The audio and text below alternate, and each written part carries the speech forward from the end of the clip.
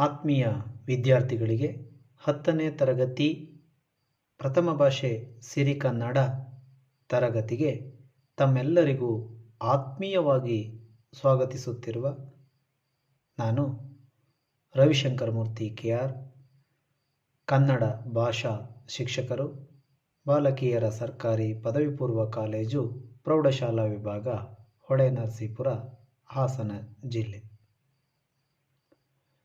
ಮಕ್ಕಳೇ, ನಿಮಗೆಲ್ಲರಿಗೂ ಸಹ ತಿಳಿದಿರುವಂತೆ ಕನ್ನಡ ಸಾಹಿತ್ಯ ಸುಮಾರು 2000 ವರ್ಷಗಳಿಗೂ ಅಧಿಕ ವರ್ಷಗಳ ಇತಿಹಾಸವನ್ನು ಹೊಂದಿದೆ.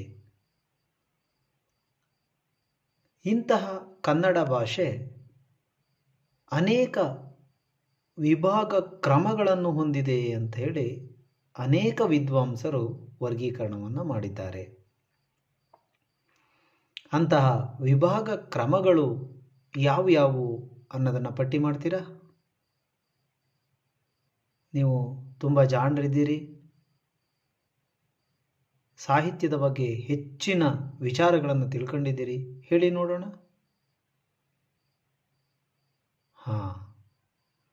ವಿಭಾಗ ಕ್ರಮಗಳು, ಕನ್ನಡ ಸಾಹಿತ್ಯದ ವಿಭಾಗ ಕ್ರಮಗಳೆಂದರೆ ಪೂರ್ವದ ಹಳಗನ್ನಡ, ಹಳಗನ್ನಡ, ನಡುಗನ್ನಡ, ಹೊಸಗನ್ನಡ, ಹೀಗೆ 4 ವಿಭಾಗಗಳನ್ನು ಮುಖ್ಯವಾಗಿ ಮಾಡ್ತೇವೆ. ಹಾಗಾದರೆ ನಡುಗನ್ನಡ ಸಾಹಿತ್ಯದ ಪ್ರಮುಖ ಕವಿಗಳ ಹೆಸರುಗಳನ್ನು ಪಟ್ಟಿ ಮಾಡಿ.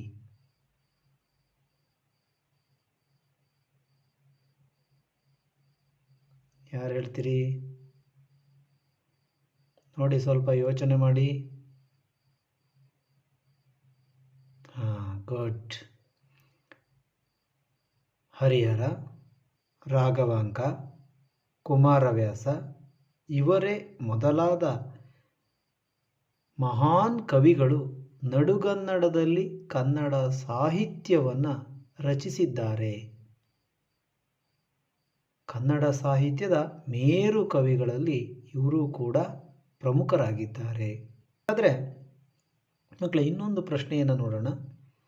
ಕವಿ ಕುಮಾರವ್ಯಾಸನು ಬರೆದಿರ್ತಕ್ಕಂಥ ಪ್ರಮುಖವಾದ ಕೃತಿ ಯಾವುದು? ಹೇಳಿ ನೋಡೋಣ.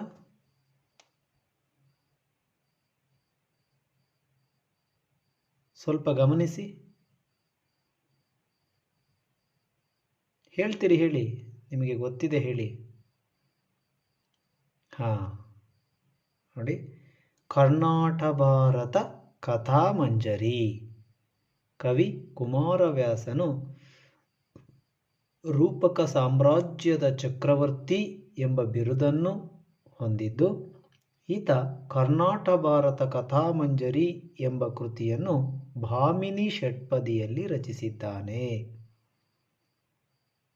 ಮಕ್ಕಳೇ, ಈ ದಿನ ನಾವು ಕುಮಾರವ್ಯಾಸನು ಬರೆದಿರ್ತಕ್ಕಂತಹ ಕರ್ನಾಟ ಭಾರತ ಕಥಾಮಂಜರಿಯಿಂದ ಆಯ್ದ ಕೌರವೇಂದ್ರನ ಕೊಂದೆ ನೀನು ಎಂಬ ಪದ್ಯ ಭಾಗದ ಪ್ರವೇಶವನ್ನು ನೋಡೋಣ. ರಾಮಾಯಣ, ಮಹಾಭಾರತ ಮಹಾಕಾವ್ಯಗಳು ಹಿಂದೂ ಧರ್ಮದ ಪೂಜ್ಯನೀಯ ಕೃತಿಗಳು. ಮಹಾಭಾರತವನ್ನು ವೇದವ್ಯಾಸರು ಸಂಸ್ಕೃತದಲ್ಲಿ ರಚಿಸಿದರು. ಹಾಗೆ ಕನ್ನಡದಲ್ಲಿ ಪಂಪ, ರನ್ನ, ಕುಮಾರವ್ಯಾಸ ಮೊದಲಾದವರು ಕಾವ್ಯಗಳನ್ನು ರಚಿಸಿದರು. ಶ್ರವ್ಯ ಪರಂಪರೆಯಲ್ಲಿ ರಾಮಾಯಣ, ಮಹಾಭಾರತ ಕಾವ್ಯಗಳು ಉಳಿದು ಬೆಳೆದು ಬಂದಿವೆ.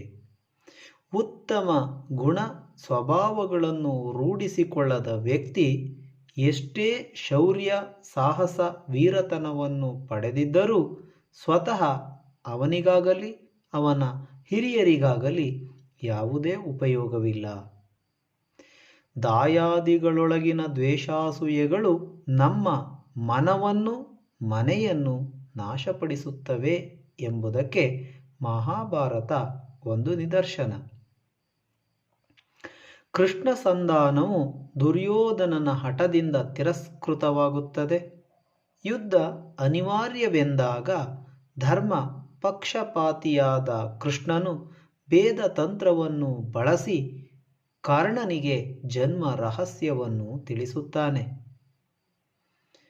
ಸಾಮಾನ್ಯನಿಗೆ ಅತಿಯಾದ ಸಂತೋಷವನ್ನು ನೀಡಬಹುದಾದ ಸಂಗತಿ ಅಸಾಮಾನ್ಯನು ಶೌರ್ಯಕ್ಕೆ, ದಾನಕ್ಕೆ, ಉದಾತ್ತತೆಗೆ, ಕರುಣೆಗೆ ಹೆಸರಾಗಿದ್ದ ಕರ್ಣನಿಗೆ ಎಂತಹ ಸಂಕಟವನ್ನು ಉಂಟುಮಾಡಿತು.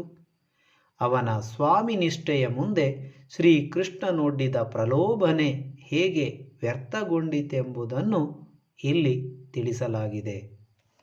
ಪದ್ಯದ ಆಶಯ ಭಾವ: ಜೀವನದಲ್ಲಿ ಪರಸ್ಪರ ಹೊಂದಾಣಿಕೆ ಮತ್ತು ಸಾಮರಸ್ಯದ ಬದುಕು ಅಪೇಕ್ಷಣೀಯ. ಅದು ಸಾಧ್ಯವಾಗದೆ ಮತ್ಸರ, ಛಲ ಪ್ರಧಾನವಾದರೆ ಸಂಘರ್ಷ ಅನಿವಾರ್ಯವಾಗುತ್ತದೆ. ಒಬ್ಬರನ್ನೊಬ್ಬರು ನಾಶ ಮಾಡುವವರೆಗೂ ಅದು ಬೆಳೆಯುತ್ತದೆ. ಅದರ ಪರಿಣಾಮ ಘೋರವಾದುದು ಎಂಬ ಅರಿವಿರುವುದಾದರೂ ಪ್ರತಿಷ್ಠೆಯಿಂದ ಹಠ ಸಾಧಿಸಿದಾಗ ಗೆಲ್ಲಲು, ಉಳಿಯಲು ವಿವಿಧ ತಂತ್ರಗಳನ್ನು ಬಳಸುವುದು ಸಹಜ.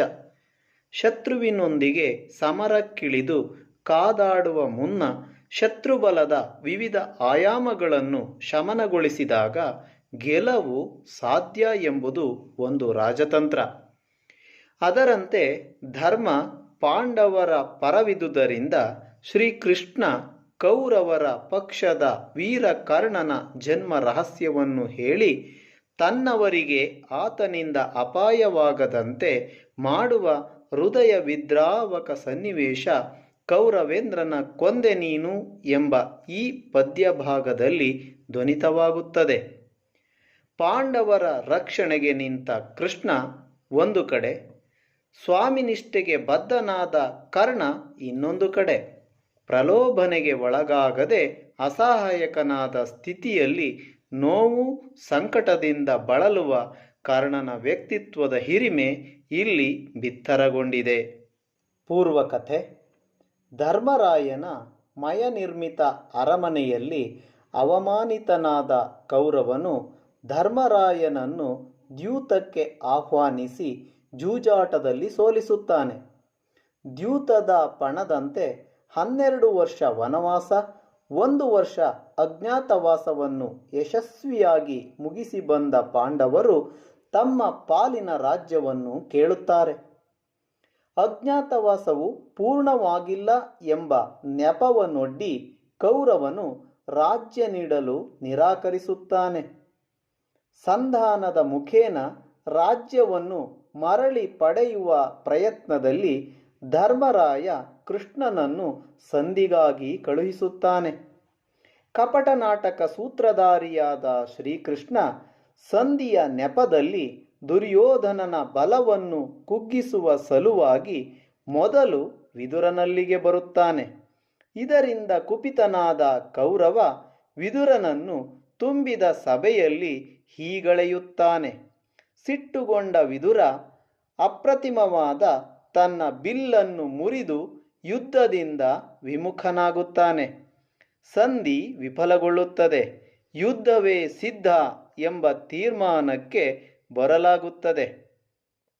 ಕೌರವನ ಸೇನೆಯಲ್ಲಿ ಪಾಂಡವರನ್ನು ಕೊಲ್ಲಬಲ್ಲ ಇನ್ನೋರ್ವ ಬಲಶಾಲಿ ಕರ್ಣನಿಂದ ಪಾಂಡವರನ್ನು ರಕ್ಷಿಸಬೇಕೆಂದು ನಿರ್ಧರಿಸಿದ ಕೃಷ್ಣ ಅದಕ್ಕಾಗಿ ವೇದಿಕೆ ಸಿದ್ಧಪಡಿಸುತ್ತಾನೆ. ಆ ಸಂದರ್ಭವೇ ಪ್ರಕೃತ ಪಾಠಭಾಗ. ವಿದ್ಯಾರ್ಥಿಗಳೇ, ಇದುವರೆಗೂ ಅಭ್ಯಾಸ ಮಾಡಿದ ಪಾಠದ ಬಗ್ಗೆ ಮೌಲ್ಯಮಾಪನ ಚಟುವಟಿಕೆಯನ್ನು ಕೈಗೊಳ್ಳೋಣ.